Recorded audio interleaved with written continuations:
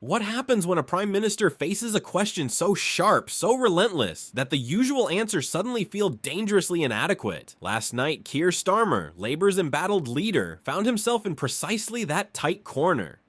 It's an interview that's already being called one of the year's most revealing. Starmer was grilled on border security, a sore spot for his government, and a topic that never fails to ignite fierce debate. As the interviewer zeroed in, Starmer tried to play his greatest hits, the familiar phrases, the careful pivots, the practiced reassurances. But this time, the deflections didn't land, the cameras kept rolling, the pressure kept building, and the veneer began to crack. What does it really look like when a prime minister can't hide behind the usual script? You're about to find out.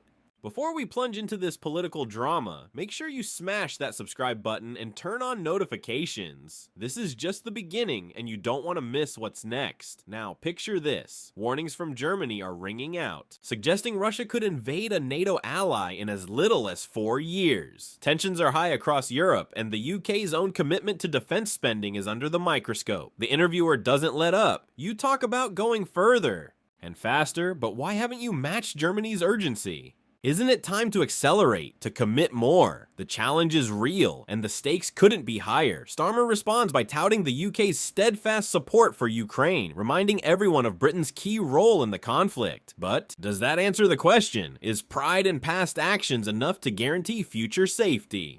And when Starmer pivots to the threat of cyber attacks and Russian posturing, it almost feels like he's buying time, grasping for safe ground. Is he convincing or just stalling? But the scrutiny intensifies. Border security, a topic that's dominated headlines and stoked public anxiety, is suddenly front and center.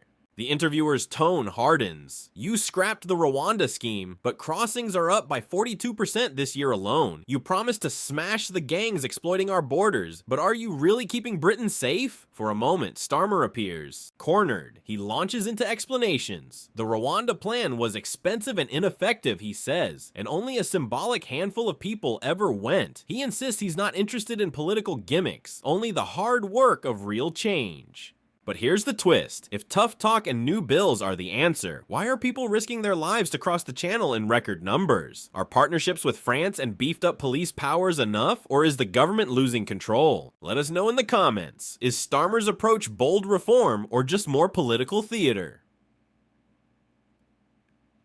While the country debates border security, another storm is brewing, this time over inheritance tax. Imagine being told that more than $200,000 jobs could vanish in the next 5 years because of the government's new tax plans. That's the warning from CBI Economics, which says changes to business and agricultural property relief could devastate family businesses and local farms. In just one study, nearly 8,500 full-time jobs might disappear by 2030, with a ripple effect leading to a $14.8 billion blow to the British economy. The government claims these reforms will raise $1.8 billion in revenue, but critics counter that the fiscal math simply doesn't add up. The net loss could actually reach $1.9 billion. Chancellor Rachel Reeves argues her changes bring fairness and balance, limiting 100% relief to the first 1 million and imposing a 50% tax above that. Is this genuinely fair, or is it a thinly veiled cash grab? Shadow Business Secretary Andrew Griffith calls the proposals hooky treasury maths and accuses Labour of breaking election promises.